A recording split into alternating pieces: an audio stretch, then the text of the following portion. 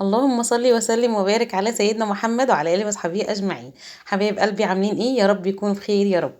النهارده ان شاء الله هنعمل غدا مع بعض كده سهل بسيط، بس الاول كده نشطب الحوض ونروق مطبخنا الاول وبعد كده ندخل على الاكل بتاعنا. هنعمل النهارده مع بعض صينيه بطاطس بالفراخ. هعملها معاكم بطريقه حلوه جدا جدا. وهنعمل رز واحده بواحده، ما تروحوش في اي حته. ولو اول مره تشوفوني حط لايك للفيديو، ولسه مشتركش في قناتنا تحت الفيديو كلمه اشتراك بالاحمر يضغط عليها. بحبكم في الله. بالنسبه اللي ما بيروحلوش اشعار بالفيديو يلغي الاشتراك ويرجع يشترك تاني ويفعل الجرس على كلمه الكل عشان يوصلوا مني كل اشعار فيديو انا بنزله. فضلا وليس امرا اخواتي وحبايبي وبحبكم في الله كلكم، ما تحرمش منكم ابدا. ربنا يخليكم ليا وتفضلوا سند في ظهري طول العمر.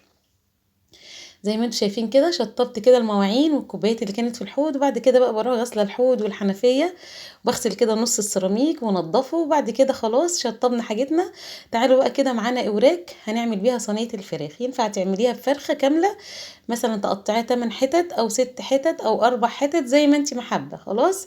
بس انا وبالنسبه لاولادي يعني بيفضلوا الورك عن الصدر، يعني بيحبوا الورك بيبقى طري شويه. فبنشتري وراك بتاعت فراخ من عند بتاع الفراخ، بقول له مثلا عايزه 2 كيلو وراك، عايزه 3 كيلو وراك.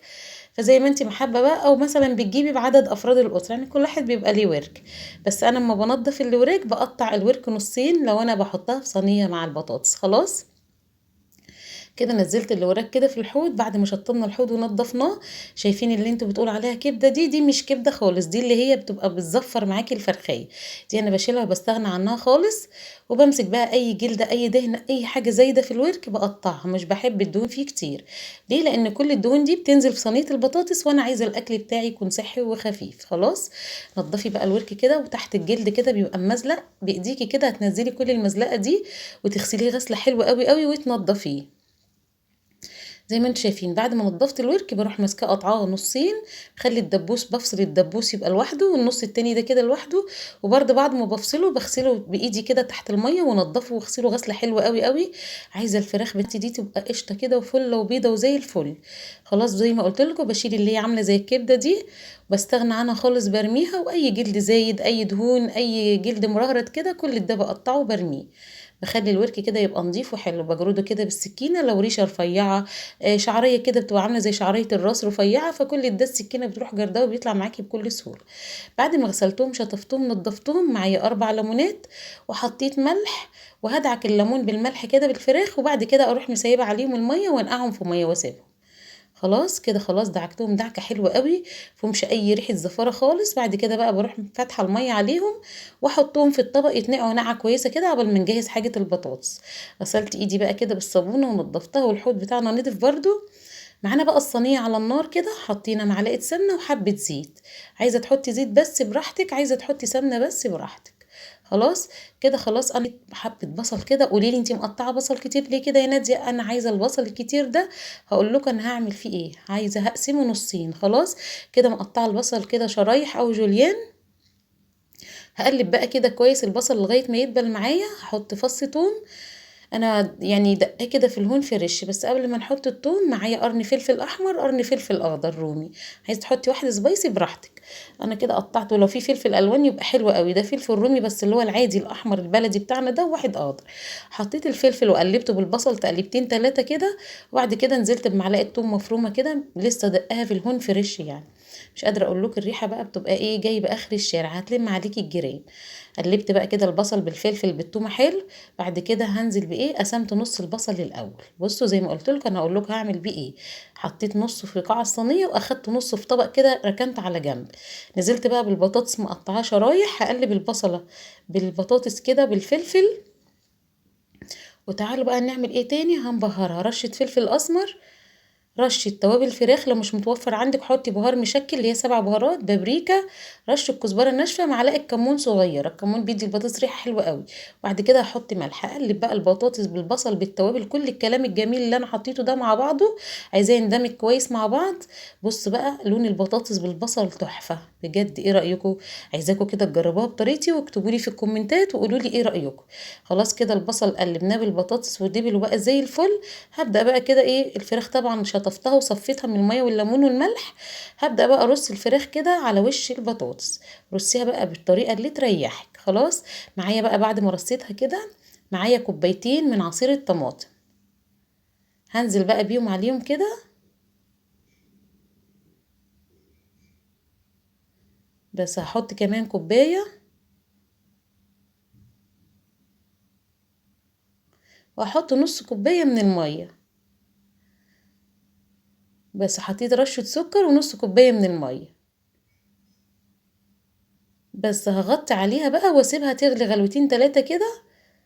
تعالوا بقى اوريها لكم بعد ما غليت. تعالوا بمعلقه كده بقى ونجيب من الميه او الصوص اللي هي نزلته ده، وننزل الطماطم اللي على وش الفراخ بظهر المعلقه كده، واشتغلي زي ما انا ما بعمل كده. بس هظبط وش الفراخ كلها بنفس الطريقه، وبعد كده هغطي على البطاطس بتاعتنا، هنغطي حوالي دقيقتين بالظبط. وبعد كده تعالوا بقى نكشف عليها واقول لكم هنحط ايه تاني عليها. بجد هتاكلي احلى صينيه بطاطس، بس اعمليها بطريقتي وقولي لي ايه رايك في الكومنتات. بس هغطي بقى كده. بس خلاص بصوا نزلت كل الطماطم اللي على وش الفراخ. باخد كده من الصوص ده وبمعلقه كده وبنزلها. بس خلاص دقيقتين كده بقى غطيت عليها. وتعالوا بعد الدقيقتين البصل اللي انا نقصته وحطيته في طبق قلت لكم هنشوف هنعمل بيه ايه، حطيته على وش البطاطس بمعلقه برضو كده، وهجيب من قلب الصينيه وارشه على البصل، علشان البصل بتاعي لما يدخل الفرن ياخد معايا لون حلو. النهارده هنعمل الاكل ومش هنتغدى في البيت، هنروح في حته بره خالص. هصور لكم، ما تروحوش في اي حته، خلوكم معايا عشان تعرفوا انا اخدت الاكل بعد ما خلص ورحنا بيه فين. بصوا بقى بالسكينه كده واختبرت الفراخ بتاعتي، لقيتها استوت وما شاء الله بقت زي الفل كده. خلاص طفيت عليها النار. بعد ما طفيت عليها النار برضو بقيت اجيب من قلب الصينيه واحط على وش الفراخ، بحيث لما تدخل الفرن تعمل معايا لون حلو قوي. خلاص كده دخلها بقى الفرن. تعالوا بقى نعمل رز. هنعمل رز واحدة واحدة. حطيت شوية زيت لان السمنة عندي خلصانة. الزبدة هنسيح زبدة ان شاء الله. حطيت زيت ذرة برضو. حطيت حوالي ربع كيلو رز كده غسلاه ومصفيه. هحمر بقى الرز، هفضل اقلب فيه لغاية ما الرز بتاعي ياخد لون دهبي حلو. بعد كده هنزل عليه بكيلو من الرز. غسلة كيلو رز ومصفيه. بس خلاص كده هنزل بقى بالرز عليه، وهفضل اقلب كده واشوح الرز المحمر بالرز الابيض. بس هقلب كده وبعد كده احط ملح، وبعد كده هسقيه ميه سخنه مغليه من الكاتل. بس خلاص كده تعالوا بقى نسقي الرز بتاعنا. عندك شوربه اسقي شوربه، ما عندكيش انا بسقي ميه مغليه. هدوق بقى شوفوا محتاج ملح ولا لا، وبعد كده خلاص متظبط قوي. تعالوا بقى الرز بتاعنا اتشرب ما شاء الله اللهم بارك كده، ريحته تحفه وطعمه حلو قوي. بصوا عامل ازاي مفلفل وجميل قوي. خلاص كده الرز بتاعنا خلاص طفيت عليه. معايا بقى زيت كده في طاسه على النار.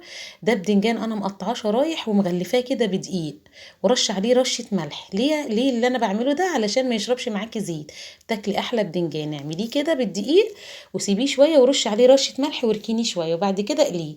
كده خلاص رصيت البتنجان وحطيت الفلفل برضو. الفلفل يا دوب دبل واخد معايا لون طلعته، عشان ما بحبش اغمق الفلفل قوي في القليه.